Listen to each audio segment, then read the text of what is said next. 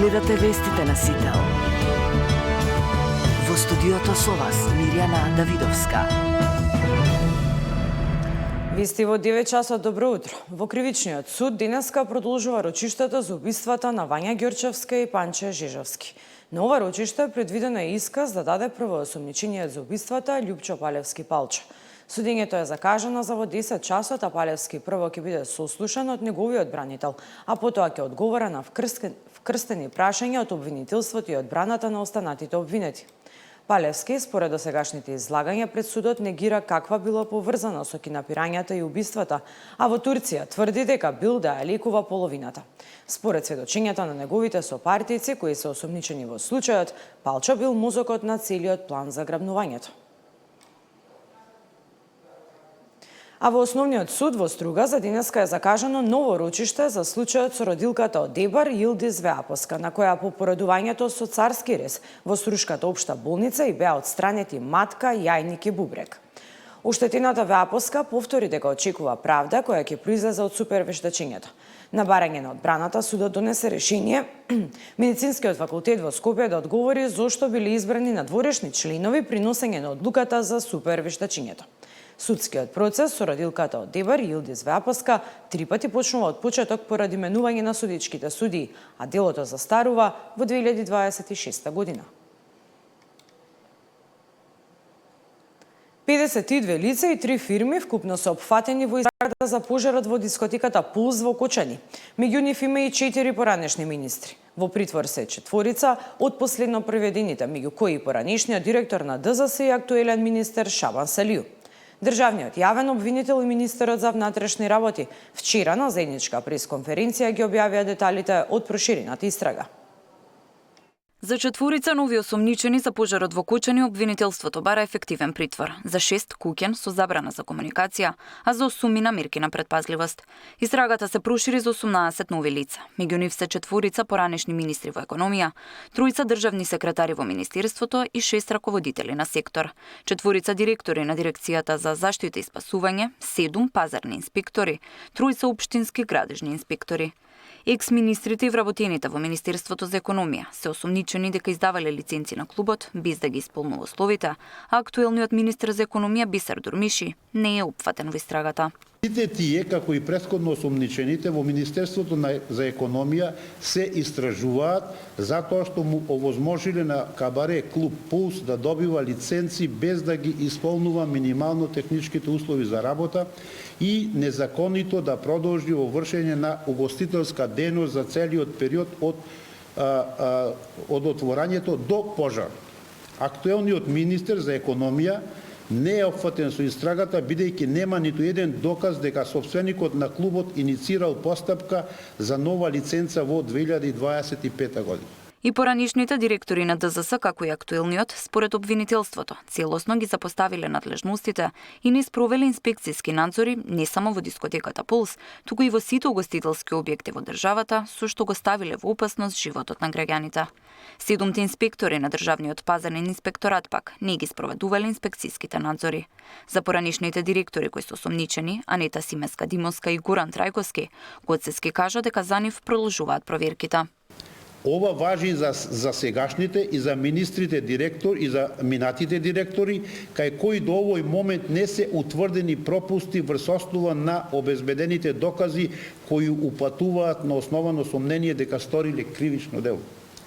Како што кажав и во обраќањето, за 20 поранешни директори на државен пазарен инспекторат, кои од претходно се истражува, проверките продолжуваат, пред се поради околноста дека и нивниот мандат се врзува со период во кој клубот работел со фалсификувана лиценца.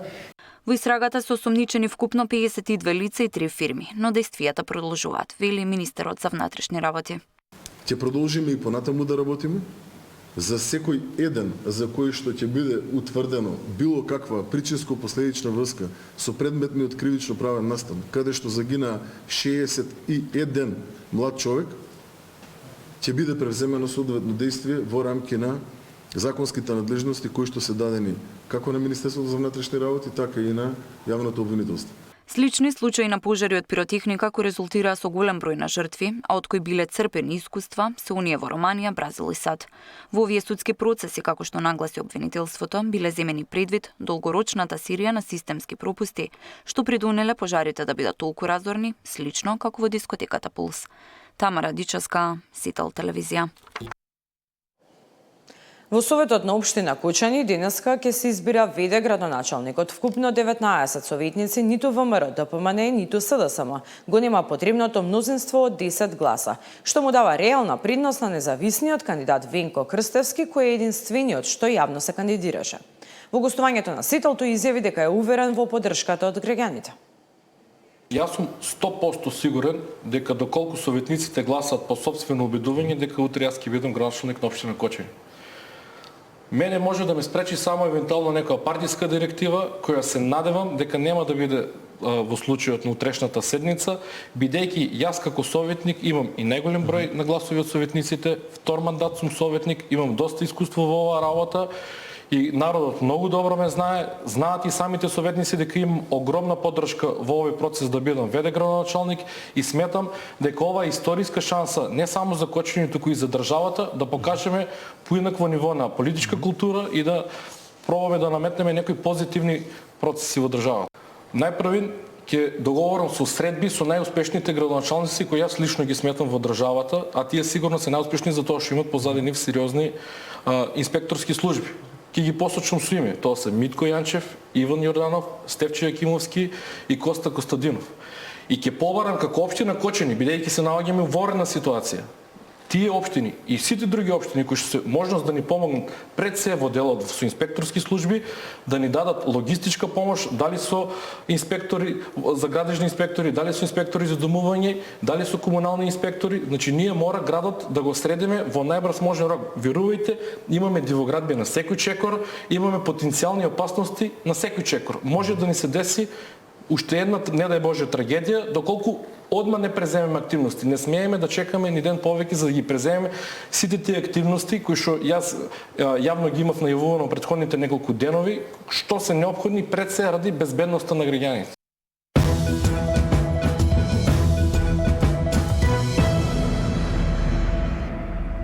Владата објави јавен повик за мерката 112 со која обезбедува помош на млади земјоделци за започнување на земјоделска дејност.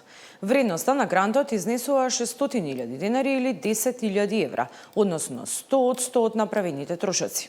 Условите кои треба да се исполнат се лицето кое аплицира да биде на возраст од 18 до 40 години, за прв пат да започнува со земјоделска активност, да преземе постоечко или воспостави ново земјоделско стопанство и да е запишано во единствениот регистар на земјоделски стопанства во последните 18 месеци.